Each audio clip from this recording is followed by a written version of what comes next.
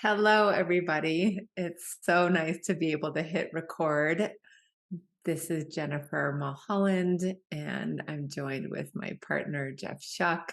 We're so grateful to be back in dialogue with you all. We were just commenting, or actually, Jeff was just giving me shit that he is actually tanner than me for the It's first true. time in It's a never, long I don't time. think it's ever happened. But if you're watching this on YouTube, on video, I've got a nice summer glow, having just come back from a little late summer vacation with my family, which was much needed. So we're recording this in early August of 2022 after taking a little bit of a summer sabbatical, and we're going to tell you what we've been up to. We got some cool news we're going to share. But amazingly, Jen, we did this vacation as a family this past week because two of my kids are already back in school. That Yeah, was quick. Fall is so getting here. so quick. My kids start this Wednesday, August 17th. It just has gone by so fast. And my son's a senior and daughter's heading into seventh grade. And you have two boys in college. Oh my It's gosh. just Yeah. unbelievable. My oldest just went back to IU. My second oldest is about to go to Providence in a couple weeks. We're kind of not ready. My daughter's already started high school. It's amazing.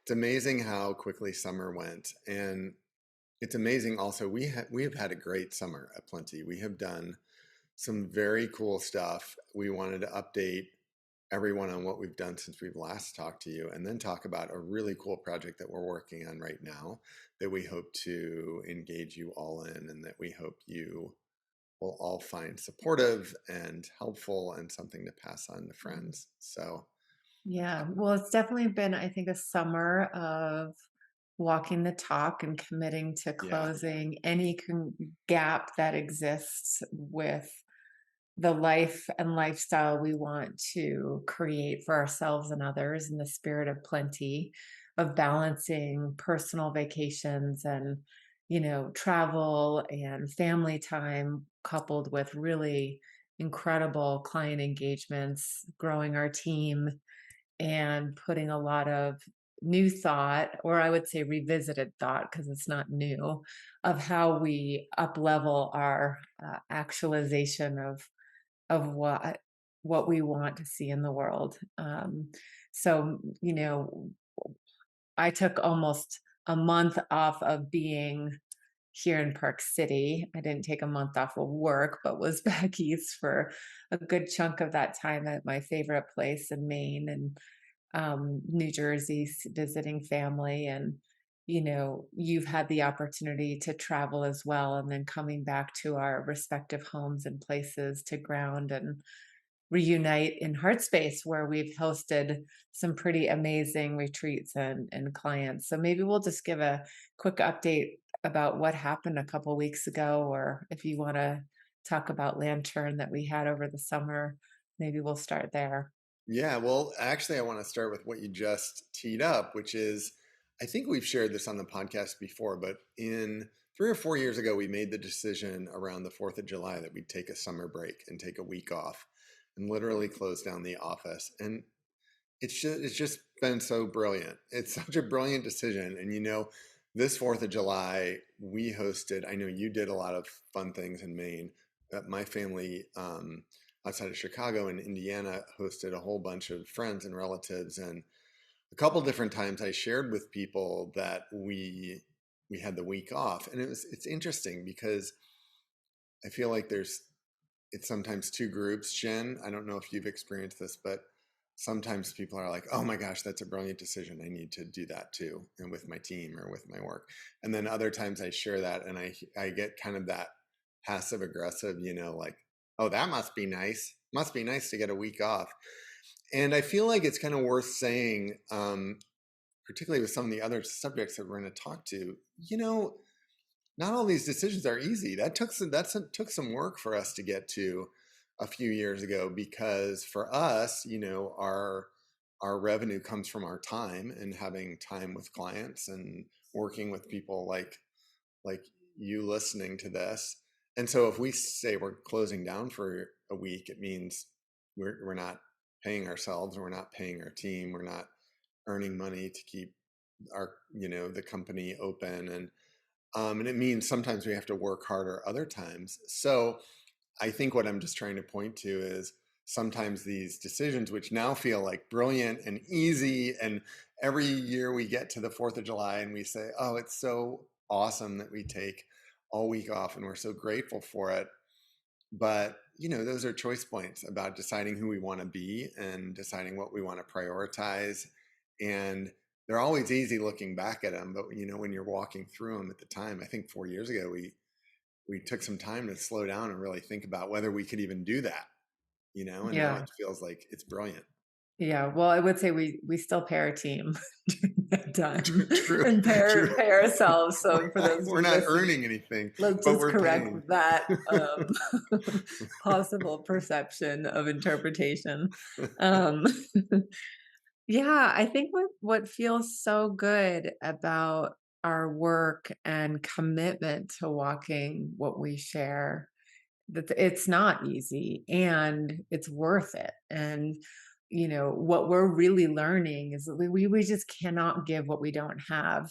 So when we are depleted and our kids are out for summer vacation and we can't play because we're working so hard, the balance gets off, and then it creeps up on us in resentment and impatience and overwhelm and all these like different cues that we're all susceptible to. And so I think one of the things that has really helped about our free Fridays and our the vacation time that we take is that it helps us look forward to that playtime, that time to fill out, that time to, you know, um, travel and be with family and celebrate when a lot of other people are celebrating. And so I think it has been a real gift. And it's surprising that sometimes the more time you take off, the more productive you are when you come Yeah, back. And yeah, that's been this like incredible funnel of ideas and insights and clarities that when we do step away, we come back more efficient and clearer and productive and um, profitable as well. yeah. It's just an interesting thing. So I don't know if we want to go down that whole rabbit hole this podcast today, but it is something that we are really grateful for, and we encourage you to try of planning out your vacations in the next 6 months, taking more time off than you think you can, scheduling those things to look forward to that take you away in a capacity to fill up in areas that bring you joy and newness and adventure, because work benefits tremendously. Yeah, and like our work particularly is being present for other people and holding space for groups, and it's you can't do that if you're so strung out that you can't focus on anything. So I think I just what I wanted to point to is what you're pointing to, this idea that sometimes the things that seem like they're impossible to do are the things that we almost need to do.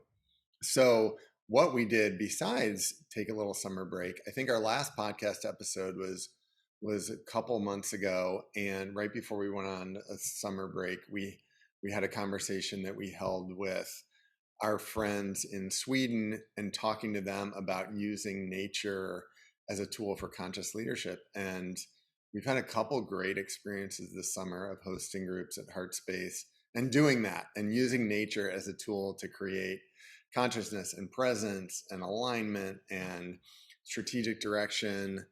The first was our lantern class in June, which was fantastic. It's funny the way time works. It feels like it was 17 months ago now, but that was only actually like 6 weeks ago. Yeah, I mean, lantern is so special, and it is one of those pinch yourself moments that we get to witness of people. We've joked about it for so long of I wish we had this like camera that could take a picture of the before and after state of the people's aura and energy field and confidence and clarity, and because it's like night and day the shift that happens over 3 days, 4 days, 3.5 days.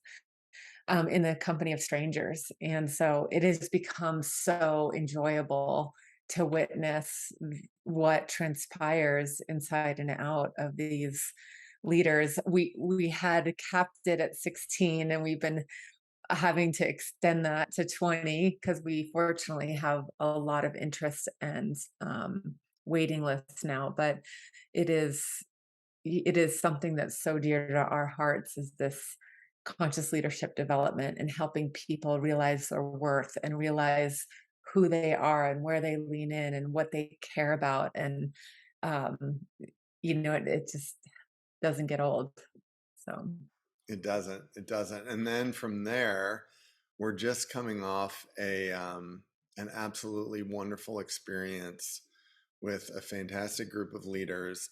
If you've listened to the podcast before, you've heard us talk about Meridian, which is our strategic alignment service. And we work with organizations and executive teams from a variety of companies and help them get clear on their strategy, and more specifically help them put purpose into their strategy, help them care about the work that they do. And the centerpiece of Meridian is, which is usually anywhere from 3 months to a year long engagements, but we do a 4-day retreat at Heart Space, and we just hosted 20 incredible people. I think still a little bit struck by the basking in the glow of the experience a little bit. Do you want to talk about who was there and why it was so? yeah, we had the pleasure of facilitating this experience and engagement with Wells Enterprises, which is a family-owned, largest ice cream company in the United States.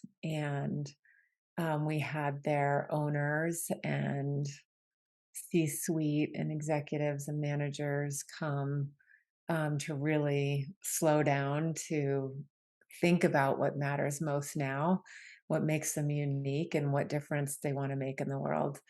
Um, they are the owners of the brands Blue Bunny and Bomb Pop and Halo Top and 100 other private label ice creams that I'm sure you've eaten. But it was really moving to see, to facilitate a really authentic, deep, caring conversation with such a large company that really cares not just about their product but their people. And you can see, I think part of my takeaway is just the witnessing of humanity and good humans really wanting to change, to shift, to up level, to elevate not only the growth engine of of their revenue and impact, if you will, but to really relook at what's working culturally and what's working for the people they employ Mm-hmm.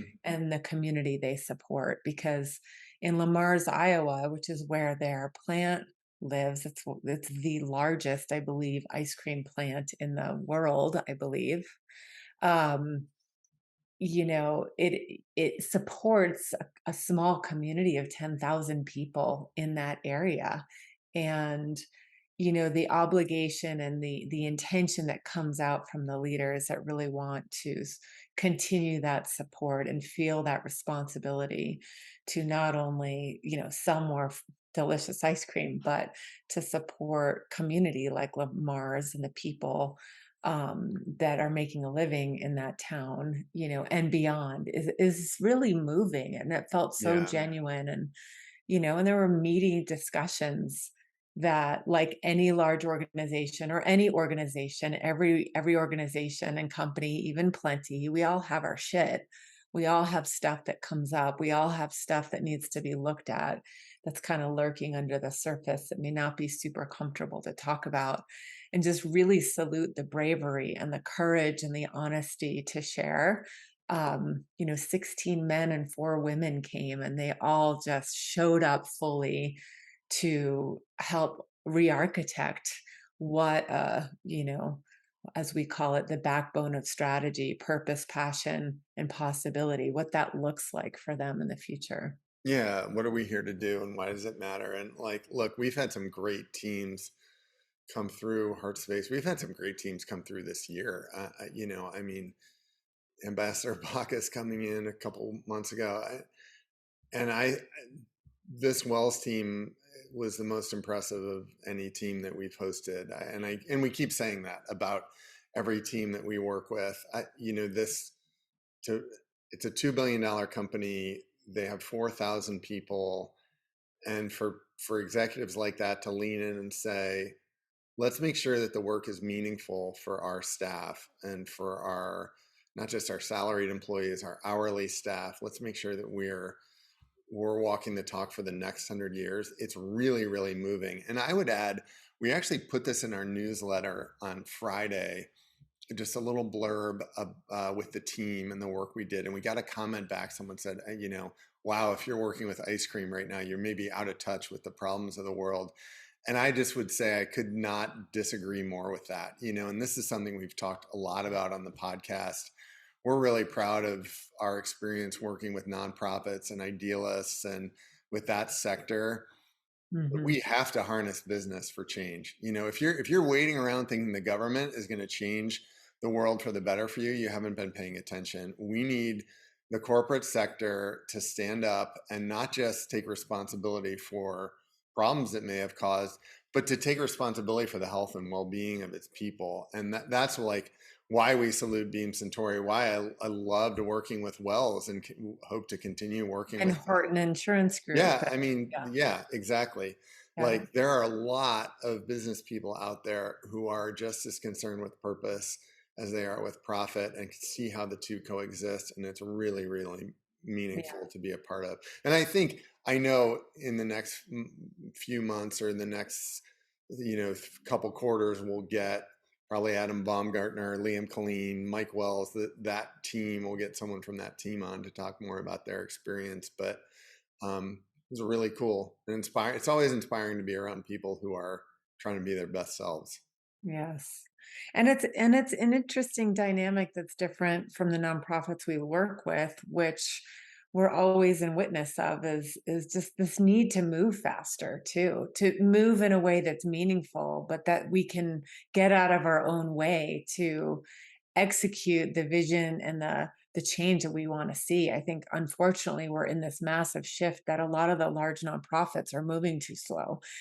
Great ideals, but there's so much bureaucracy and silos and decision making slowdown that happens that we don't see as much in the corporate sector.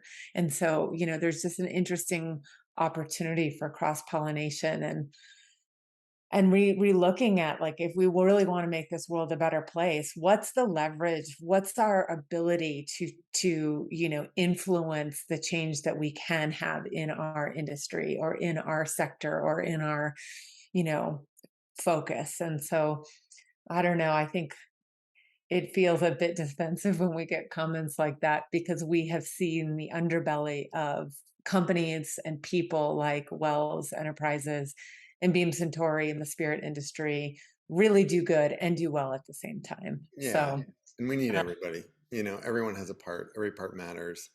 Um, so it's why criticize the people on the field of play trying to make things better.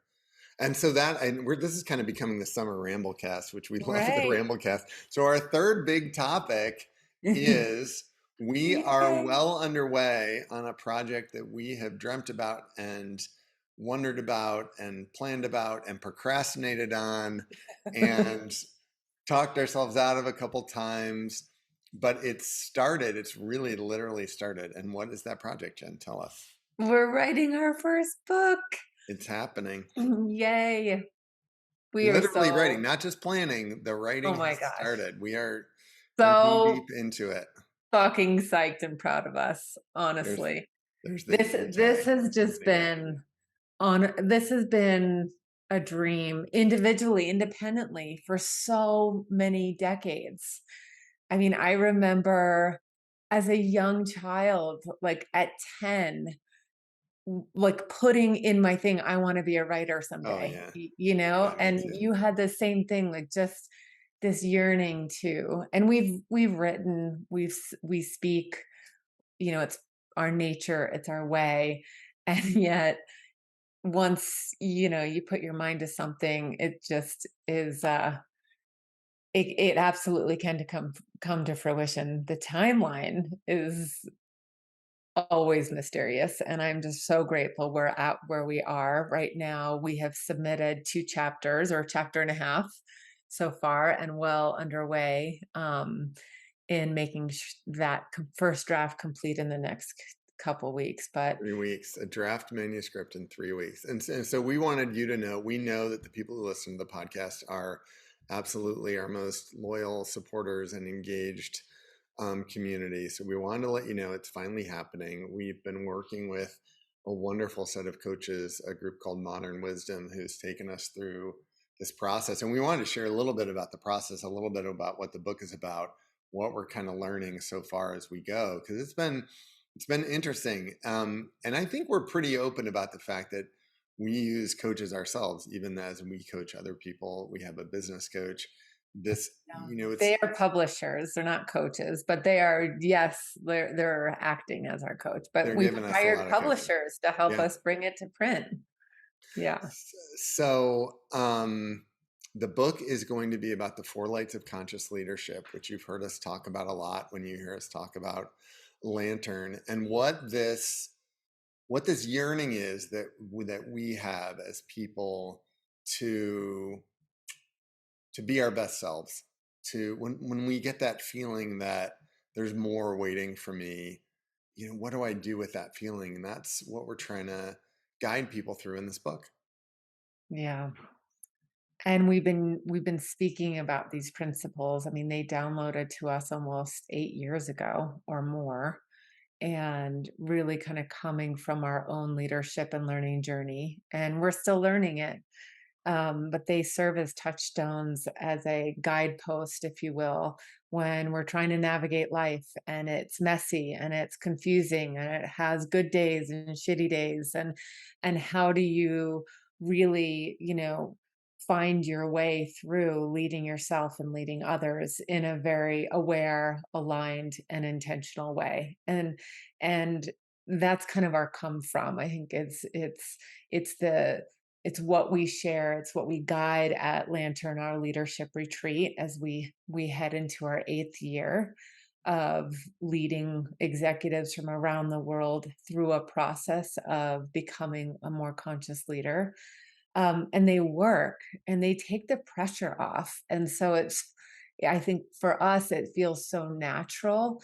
But I think what's surprising in how modern wisdom is guiding us to do this is that they're asking us not to refer to any other things we've written in the past. So none of the ways that we've defined certain the principles, or none of our blogs, but to really share from our hearts and get into the space where we are co-creating, out of our heads and into our hearts, which those of you who know us know that that's our wheelhouse and what we teach and preach, and it's why we built Heart Space, our retreat center. But sometimes it's a lot harder to practice, and catching ourselves, when we're going to put pen to paper, that we might feel a bit more heady. And so their approach has been so helpful, that helps us, write fresh, like right in the moment, share what occurs to us now without referencing anything that we've created before. And I find that to be scary. And yet, as we've started the process, I think we were talking this morning, Jeff, like it's surprising to us and to you that what stories are starting to come out Hmm. when we can meet life and meet this moment and meet this choice point with absolute, fresh, open, intent. Um, Yeah. Yeah. Well, so there's two things that you said there that I wanted to underline, that we're kind of relearning our own teaching. One is, one of the subjects of the book is something we talk about on the podcast all the time. And it's a principle from Lantern, which is you only have to see what's right in front of you. And just the process ultimately of writing is, you can plan all you want, you can create all the outlines you want, but at a certain point, you actually have to start typing. There's no other way around it. Like, it's like, and sometimes we want to like plan ourselves, and we're going to keep planning for another month. And I think they've given us some nice urging of, well, actually just start writing and worry about putting it all together and making it all perfect later. So that has been super helpful to get our own advice back at us. The other thing I think we're living through is something we talk more about in Meridian, and that we were just doing with the Wells Enterprises team, which is so much of the importance of planning is not the written plan, it's the alignment. It's aligning with the people on your team. And I think as we're writing, we have this outline that we've agreed to that we is on version 19, folks. We've done 19 drafts of Of the outline, just our the book outline. through line. That sounds like us if you know us. But we're already adapting it. And the importance of the outline is less the outline and more the process of Jen and I communicating about it. It's the alignment that it creates, right? And that's just like strategy. We talk about strategy all the time. What you put in the PowerPoint is less important than did everyone have a chance to contribute to what went into the PowerPoint. So I love that reminder, and I found that to be really, really interesting. Even coming back from vacation today and talking with you about, okay, well, what are you writing about? What am I writing about? How is it going to fit together? And it's been fun. So if you've never been to Lantern and you hear us talking about Lantern and you say, wow, I don't know that I could take a week off of work and go out to Park City, and not sure that fits with where I'm at, then great. This book is for you, because we're going to bring some of that process to you. And if you've been to Lantern and you are feeling like it was one of the best experiences of your life, which we hear from everyone who's come, and that you want to recapture some of that or be reminded that you have all of that within you, the book is for you too. Um, so we can't wait to birth this thing over the Yeah. next few weeks. Well, and then I get probably next few months. No, yeah, definitely next few months. Um, I love what you talked about alignment, and I think this is, at the core of what we care about personally and together, and the core of what we do at Plenty is not only help align teams and align strategy and align culture, but align people to themselves of what really matters. Who am I? Where do I want to lean in? What's on offer for me? Where am I on and off? And I think the constraints of life, like you being on vacation and me having to take the book forward when you were not like around, creates really interesting choice points of how we work in the constraints that life gives you to Yeah. stay aligned, right? And I think that's what has just become so apparent is our trust with each other, that not only over the last decade, but for we've known each other for 25 years or more, and the connection that not only we've just inherently shared, but the commitment to stay aligned and the trust that we can dance and one can take the lead and one can follow and we can co-lead, and all of that has been messy at times as we've been figuring out how Hmm. to do that in the most seamless way, and can really feel that practice is coming front and center now of how we trust each other, of what gets shared, and being aligned on the through line or the outline of what we want to say, and then trusting that we have each other's backs and saying it. And so it's just an interesting process that I think is surfacing a lot. And self-admittedly, I'm actually stunned that my little girl inside literally was just going through these like procrastinating, habits that was showing me like, oh yeah, I'm totally putting off starting, Yeah. because I was like organizing the garage for the umpteenth time, like cleaning up my closet. Like I was doing every single thing other than what I fucking had to do, until I shared this story with you already, but I'll share it publicly, where I was literally pulling out like Riley, my son's golf um, transporter or whatever, golf caddy to sell because he doesn't use it. And as I was moving it, something from the top shelf fell and hit me on top of my head. And it hurt so much, I started bawling, like instant crying, just hands on top of the head. I could feel the egg forming underneath it. And I just started I was crying and kind of got myself put together. And then the next morning, it dawned on me that what hit me was a lantern, like literally a camping lantern. It wasn't kind of a lantern, it was a lantern. And Yes. so it was just what we talk about, like these signs and signals, if we're paying attention, sometimes are subtle, but sometimes they're so Right. literal, they have to hit you over the head to Right. say, get on with it. And that day I started writing, and it was like the smack in the head that I needed to say, it doesn't have to be perfect. Get out of your own way. Just begin.